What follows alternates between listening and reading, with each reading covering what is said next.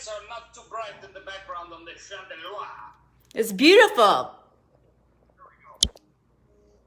Oh, I've been tagged in a post. Here we go. I'm going to share it. I will be right back. You're leaving me. This. No, I'm here. I'm putting share on my computer. Okay, just 1 second. I got to talk to my sponsors.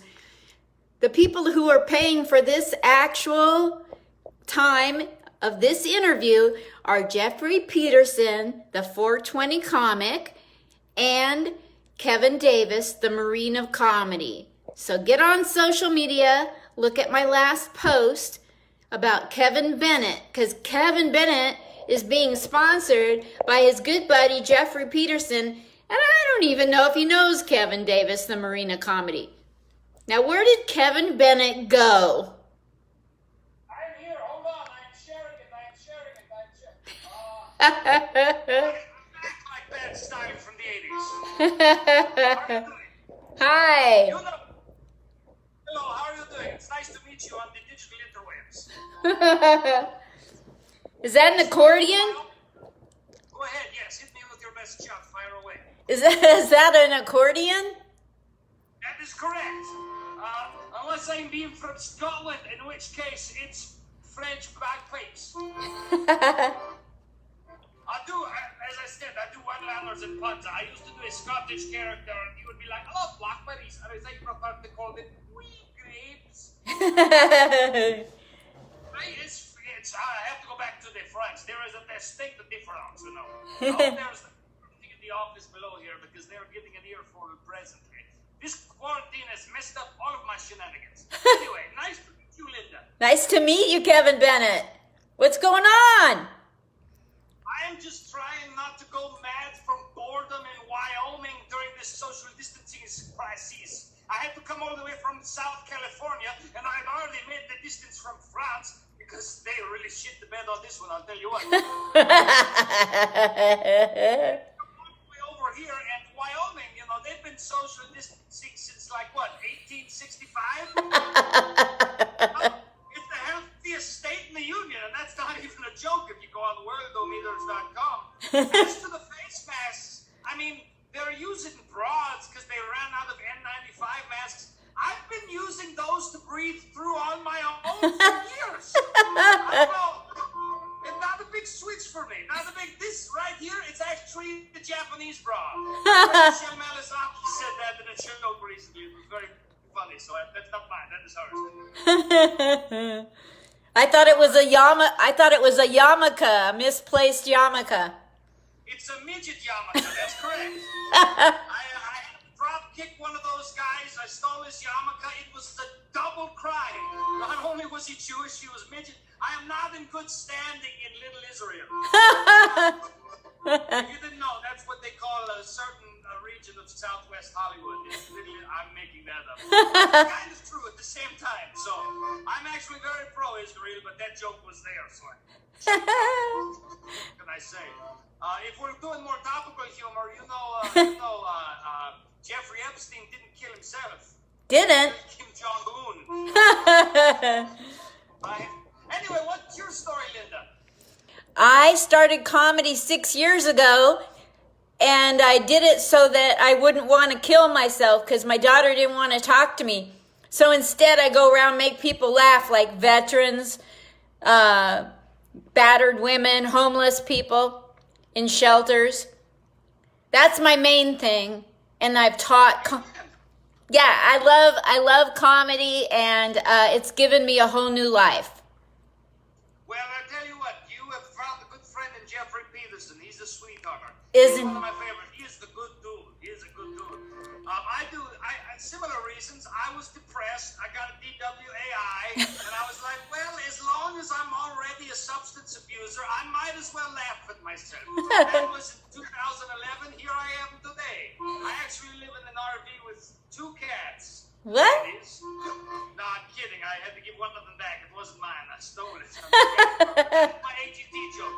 Anyway, point being this. I'm not there right now because I had to leave the South and come here to the wonderful wasteland of Wyoming, which, they made us close down bars, and that sucked, and restaurants and coffee shops. But other than that, it's completely That's basically it. Are you in Vegas? I am. Do you get Wi-Fi in Wyoming? Yes. Well, you see, my wife is also missing an eye, and so we plug hers into the computer, and that's my wife's eye. So we do get Wi-Fi. But we haven't got paved roads yet, so we're working on that. Like I said, it's still 1865 up here. I say it was 1985, but when I came up here in the DeLorean, I realized, you know what? They haven't even found out about mullets yet. How did you get started with comedy and with an accordion and an eye patch? Well, this is a long story. You see, on the buttes of Wyoming, if you are going to leave the state, you must capture one of the antelope accordions that go galloping through the plain. And so you see, I went after him, and when I tackled him, his little bunny horn got me in the eye. So, no, actually, now I would put up my thing so I can quit yelling and talk normal. Oh, you're cute. Merci beaucoup. I'm very sneaky that way. People don't recognize me when I'm not doing French accent. Isn't that weird? That's weird.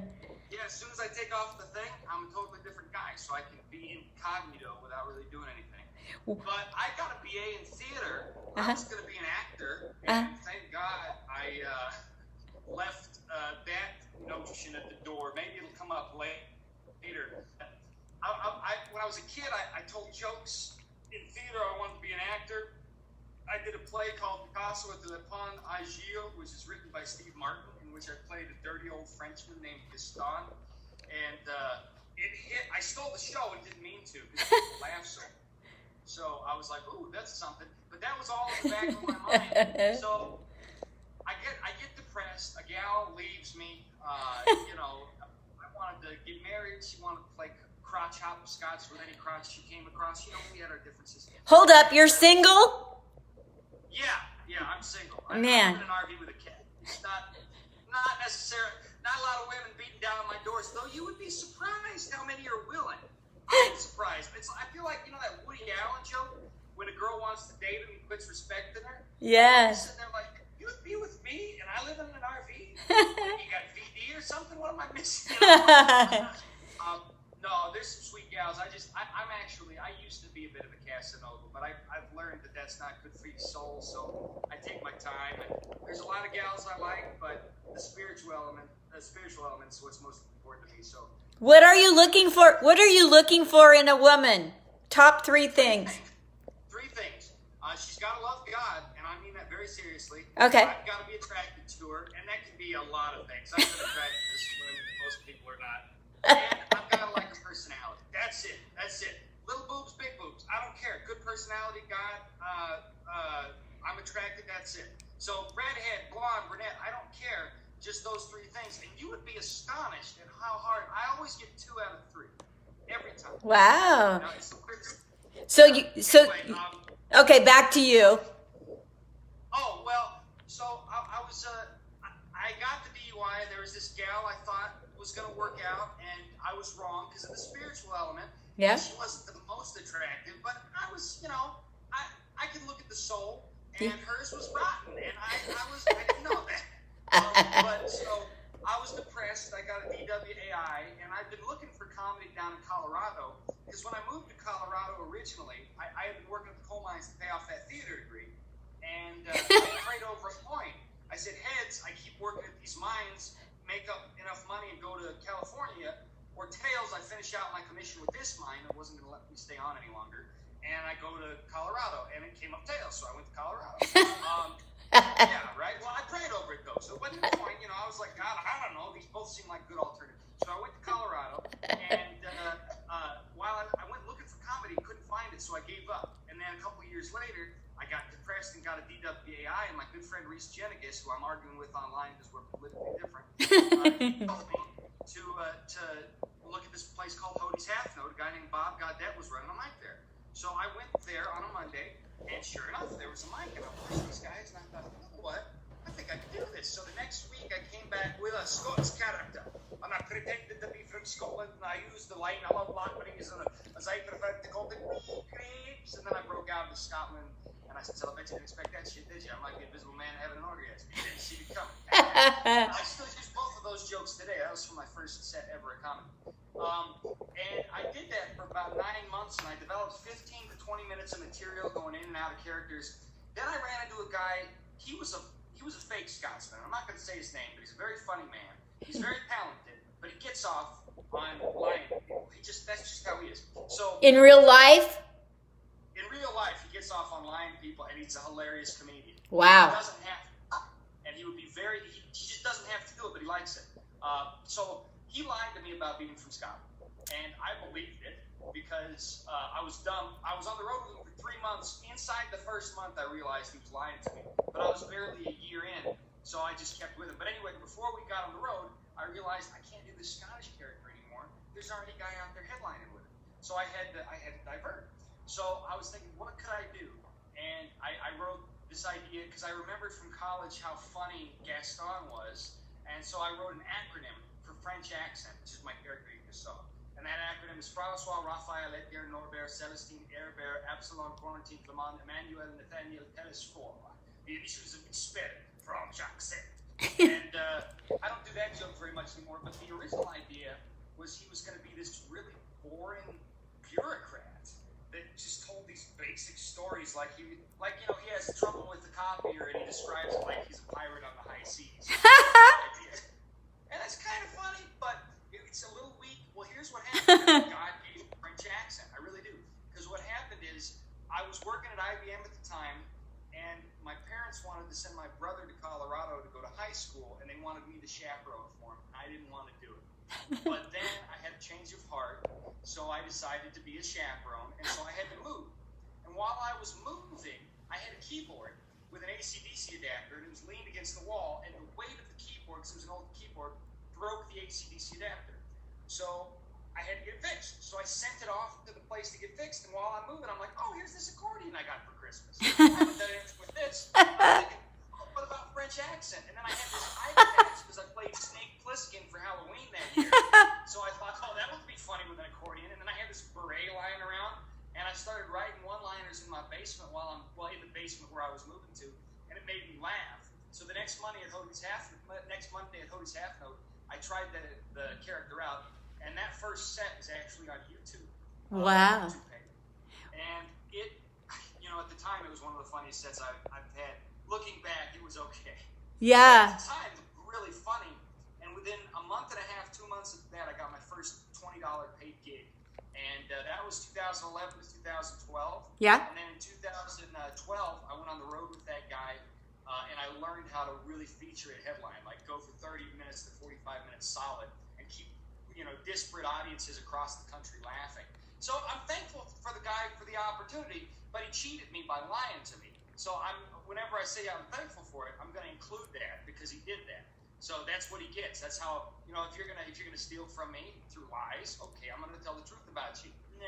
So, Exactly. He's a hilarious guy. He's very talented and doesn't need to do that. And I'm not going to say his name because if he sees it, he'll know. And I don't want to give him any more press. I hate liars. You know why I hate liars? Huh. I was raised to lie. Ooh, that's rough. And then I realized it was not the way, and I turned from my evil ways, and I can spot a liar.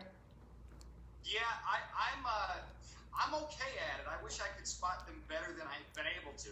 What will happen is, I get that gut feeling, and I'm like, no, I'm just being a jerk. And then 2 weeks later, I'm like, oh, well, should have trusted my gut again.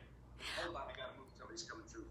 You came up with an acronym. Can I tell you about my acronym that was one of my first jokes? Certainly. So you know those pill boxes that have the letters for the days of the month for forgetful people? Yes. Well, they're only putting a letter on each box. So what if you forget what the letters stand for? You're screwed. So I came up with an acronym, but I decided they're in the wrong order. It didn't make sense. I couldn't remember it in the order of the week, so I scrambled it, and so I came up with this. It's SMTTWS. Well, anyway, let me just tell you the punchline. Some mother ucker thought this was smart, and it's not. I like it. I like it. I don't know how to make it funnier, but that's the best I can do at that. Well, here's what you do. You just do comment as much as you can, and don't worry if it doesn't go as you expect it to go, because a lot of times it doesn't. Just keep at it, and it's like muscle. You've been at it 6 years. Yeah. If you look at, if you can find a set from your first year and a set from now, you'll see your progress. But unless you compare them, it's really hard to tell. Do you ever go back on your old post and just cringe? What was that? Do you ever go back on your old comedy posts and just cringe at what you wrote but before you got better? Yes.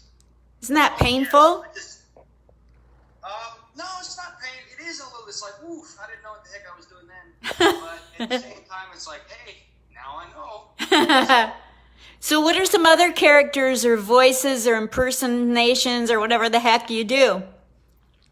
Oh, I do all accents. That's my main bread and butter, because it's like a veneer, really, through which I can speak more honestly than I would if I were just talking like this on stage. Because audiences, they have a psychological thing where if you just present yourself straightforward, their own biases get right in front of their ability. Oh, thank you, Gus.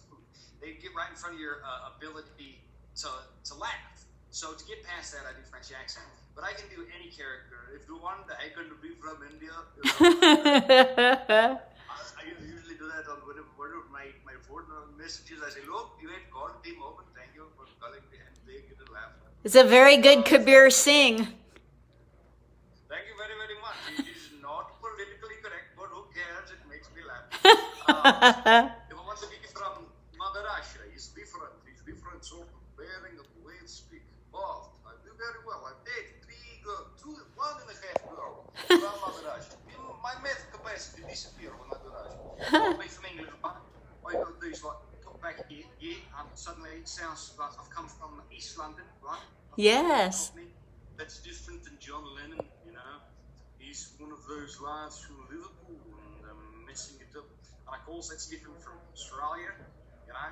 They don't know what you do. You do an English voice, and you pretend there's bugs trying to fly into your mouth, and that's Australian. I do them all. If I can hear it, I can do it.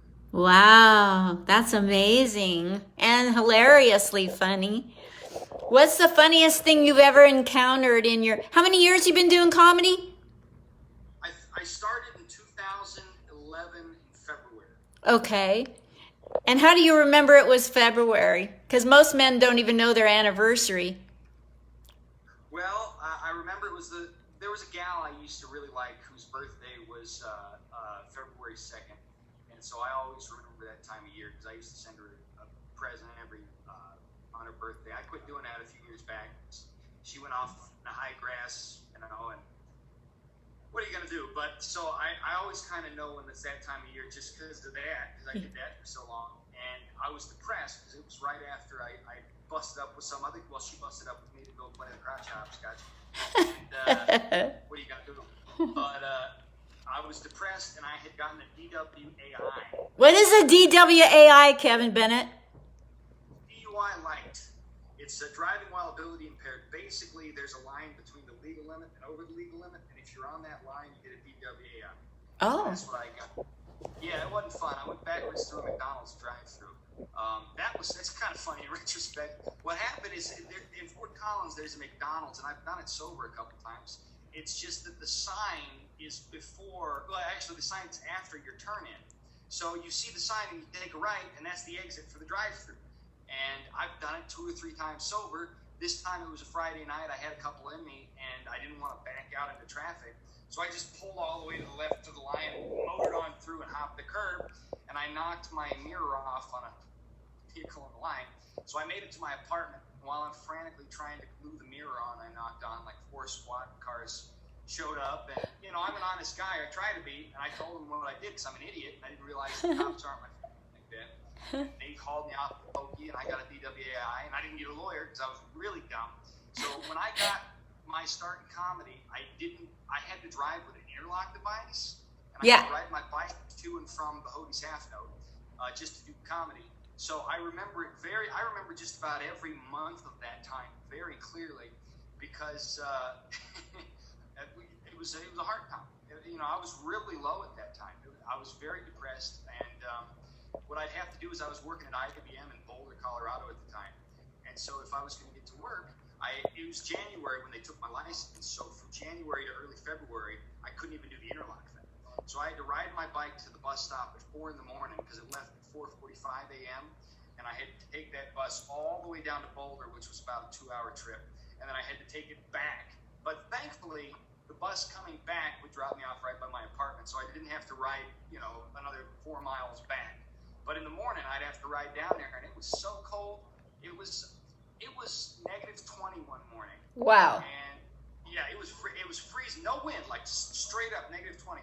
And while I was driving my bike, I heard this tinkling ice sound, and I looked behind me, and my ass had frozen off of my body and was bouncing along behind me. Not really, that's hyperbole, but I only wore one pair of pants that day, and that was a bad idea. Anyway, so I remember that very well. And I remember, going to the first mic and looking at the guys, and I thought the wrong guy was Bob. It was funny. And it was a very interesting time. And for about 4 months, I did 2 mics a week. And then second mic, the guy who was running it turned out to be a bit of a cheese weasel, and he would only book people from Denver. He was trying to get ahead, and I hope that worked out for him. And so I had to. Was that a pun?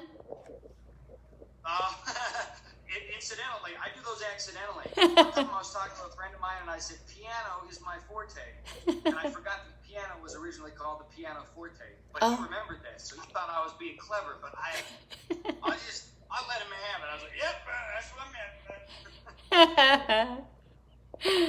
So, how does one go from Gillette, Wyoming to the big stage of comedy like you've been? Well, that's a God thing. Honestly, a lot of the things I've done are not things that I would have chosen on my own. There's definitely some providence there. Other people would say luck, but I don't believe in luck because I think everything's part of an interconnected reality that's trans-temporal. That means beyond time. So I think a bit of destiny, a bit of providence. Others call it luck. I wouldn't. I try and work hard, and I try and keep at it. I'm just too pig-headed to quit. So there's that as well. But I've just gotten these opportunities, and as long as it's not something that goes against my morals directly, I'll do it. And I'll even do shows for people that don't think as I do, provided they don't require me to take their perspective. Yeah. As long as I can be me, I don't care who's putting it on, I'll do the show. Because, the fact is, if I'm not there, somebody else is going to be there who probably agrees with them. And at the very least, I can be oblique in telling the truth. Yes. So I do any show I can, and I keep at it, unless, of course, they're going to tell me to take some line or promote something that I don't want to promote, then I won't do it. And I don't think that's happened yet. Because for the most part, I've been blessed with a good comedic ability. Yep. So I do the show well, and they just let me do my thing. So that's so cool. So, you've been around and done comedy with big names. You've been referred to me by Jeffrey Peterson. That doesn't get any better. You've traveled, been a road comic, right? Yes, ma'am. And what's your next thing when we get out of this pandemic? I'm going to do my darndest to get back on the comedy train. That's my plan.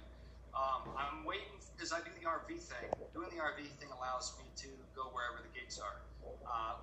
I use 24-hour fitness to shop. I don't have to be 24-hour fitness is, but I prefer to be in those areas. And coincidentally, just about every city where there's comedy, good comedy, tends to have a bunch of 24-hour fitnesses. So as soon as those 24-hour fitnesses open up, I'm hitting the road again. I may wait for the coffee shops. I may not, because I have a little MiFi device, which allows me to get the internet wherever I'm at. Yes. So I don't have to have the coffee shop for the internet, because I don't make a lot of money at comedy. I make a little bit. My money mostly comes from writing basic clickbait online. So, Writing what? Clickbait, search engine optimization, SEO kind of stuff. Yeah, I saw that. That's so interesting. So you help websites get to the top pages. tried to, yes, that's correct. What do you think of guerrilla marketing? Oh, yeah. I think, honestly, it's probably always been the most effective. I mean, they've been doing guerrilla marketing for decades because, product placement in films is guerrilla marketing. And SEO is just another form of that. So basically, instead of used an X product in the movie for the advancement of the plot, they'll have an article that says, 5 ways to save money on your car insurance. And then it turns out one link, at the bottom of that article is to the agency who's paying me to write the article. And the rest of it looks like a legit article. And I do my best to give real data there. But guerrilla marketing, I think that's effective. I just wish I could do it better for myself. Yes. I'd like to be able to do comedy more mainstream than I've been able to. 20 years ago, I had a gift basket company with my daughter, and I went on places like Oprah Winfrey, and she'd say something and I'd click and put the whole link to the website for gift baskets, and the page got to, my gift basket thing got to page 3, and I was so proud. Oh, wow. Yeah, that's good. That's search engine results pages. They call them SERPs.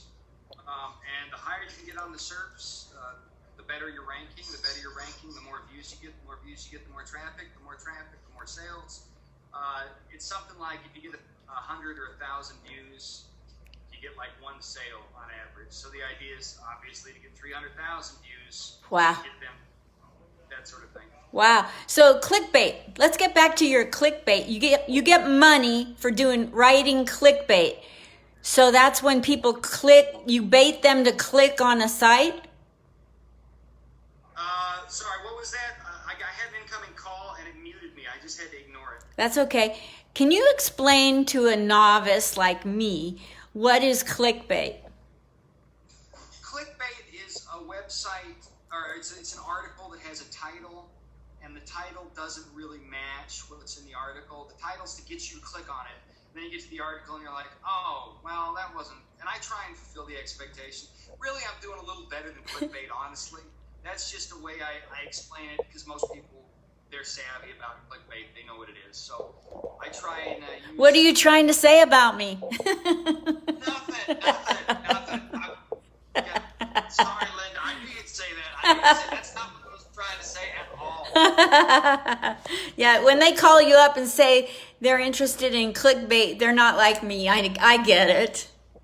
Yeah, it's just a way of making money that I can do on my own time so that I can pursue comedy.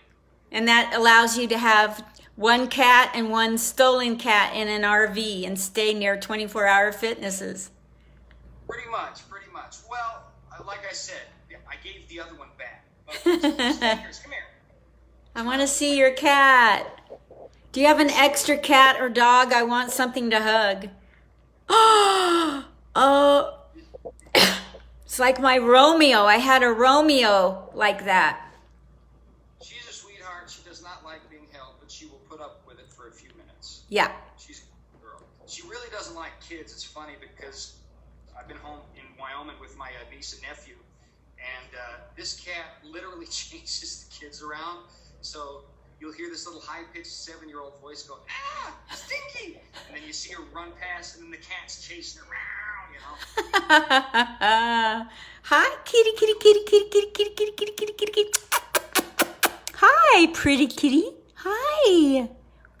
Would you say her name is? Her name, it's Stinky Pants. Stinky Pants. Yeah, Stinky not the wisest name, but she's a good girl. I think she knows her name. She does indeed. So what's next for you after we get out of the pandemic? Well, I'm going to try and reestablish what momentum I had with comedy. I was almost running a room down in Orange County, a place called Shanghai. It's a great little bar run by a gal named Jen Haybour and her fiance. He owns the bar. And they're a wonderful couple, and it's just a romantically lit, tiny little bar that's got exceptional style, and I think I'm calling it correctly. It's called Soju, It's this sort of rice wine that they can make any flavor, and they just got their license to have hard alcohol as well. And then COVID-19 backhanded the planet with ridiculousness. So What city in Orange County is that, Kevin? I've got relatives in Orange County. Huntington Beach, right off, as you're going south on the 405, you'll hit Beach Highway, and that's right off Huntington, right off the 405. Beach Highway goes right into Huntington Beach. So it's right next to, there's another town, I can't remember the name, but it's basically on the eastern edge of Huntington Beach off of Heil and Beach Avenue. Okay. And so where on the internet do you want people to follow you? Because I'm sure you don't want them following you down the street unless they're really a 10. Yeah, well, if it's a cute gal, she can follow me. I just hope she ain't some, martial arts gal who's coming after me, because I got a weak spot for the ladies. I'm on Facebook as Kevin Bennett. That's my personal page, and there's a lot of political shenanigans there, so watch out. Frenchy Accent is my like page. What's that? 2 novels out. What? Frenchy Accent is? Just French Accent. That's my like page. Okay. And I have 2 novels out, Amphibian and The Thief and the Sacrifice. Thief, no longer in print. Amphibian, still in print and trade paperback. You can find both those on Amazon. And lastly... What are they about? What's Amphibian about? Amphibian's sort of the spiritual successor to Blade Runner. Blade Runner follows the idea of life that's conscious in artificial form. Okay. Amphibian follows the idea of if mankind made a robot, what would the soul of that robot? What are the metaphysical implications of the soul of the robot? Uh-huh. And that's Amphibian, because he's both synthetic and he's organic, and it's just sort of a chase novel. The robot kills a guy and has to go on the run, and then he has to face the consequences of his actions. I wrote that in college. It's not my best work, but it got published, so there we go. You had me at if what would happen if man made. Oh, well, good to hear. The Sacrifice is an antediluvian novel about a man who goes back to the pre-flood world of Noah, and he finds out that it's more technologically advanced than the modern world.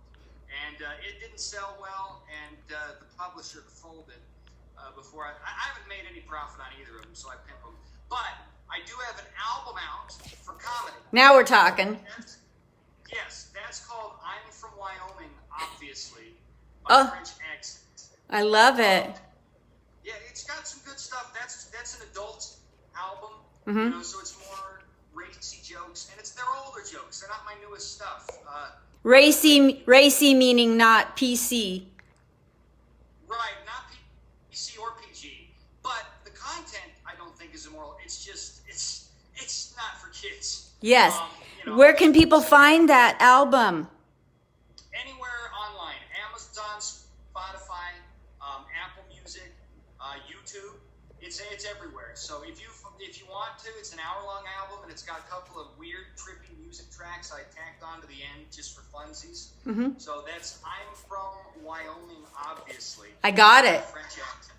Excellent. I'm gonna add these to the post when we get done and tag you, and you can hit me upside the head or hit me up publicly or privately and tell me what to fix. Oh, perfect. You're a sweetheart. Yeah. Have you had your IQ tested lately? I think you might be a little smarter than me. Oh, that depends. That depends. Now you're talking about my age. You're talking about depends. What else do you want to say as parting thoughts to the masses? All right, 2 things. I'm on Drooble.com as well. Kevin Bennett 1. That's my music, and it's just trippy music. Hey, what's the name of it? Drooble, DROOBLE.com. And it's Kevin Bennett. Yeah, and I got about 100 songs up there, and some are good and some aren't. I like them. And then you can find me on YouTube. Just Google Kevin Bennett, America's Got Talent, or French Accent, AGT, and that's me. What? Those are all my things. You were on AGT? I was 2 years ago. How'd that go? It was a lot of fun. I didn't win, Bennett set that went national and got me a lot of showcases in LA. So I'm into it. It was That's fun. awesome. Congratulations on that. Who was your favorite judge, Kevin? And why? Howie Mandel. Why? Howie Mandel understands comedy. Totally. Yeah, he's into it, and he saw what I was up to. He was sympathetic to my character. He knew what I was doing. The girls, I had Mel B and Heidi Klum. Ay, ay, ay. They didn't get it until halfway through, and then they got it. And Simon, you know, he saw I was all full of, you know, sunbeams and light, and just couldn't stand it. He was not into it. I'm cheesy, I'm kitschy. I get it. I'm trying to make people laugh and forget about their sorrow. I'm not trying to insult, mock, or jeer at people, because that's easy. All you got to do is point out the stuff you obviously see about it. That doesn't take any skill. What takes skill is making people laugh on either side of the political fence when you've got a definite stance. So, in parting, I would say that the world is a strange, rough, difficult place, and we are dealing with people at the top of our society who want to take advantage of the little guy as hard as they can. Yep. And part of that problem, part of the expression of that reality is the insane government response we've seen in the last couple months. So what I'd say to everybody is don't be afraid. Tell the truth, tell it loud, and love your neighbor as yourself as best you can. And part of that means telling them truths they don't want to hear. That's true.